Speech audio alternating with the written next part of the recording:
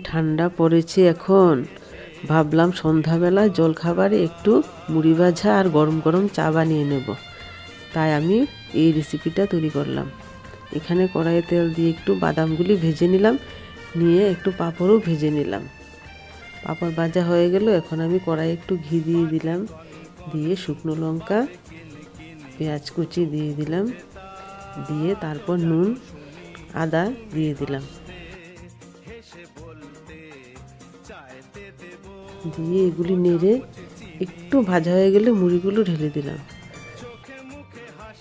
পাঁপড়গুলি ভেঙে মুড়িতে দিয়ে দিলাম, বাদামগুলিও দিয়ে দিলাম, দিয়ে এখন নামিয়ে নেব।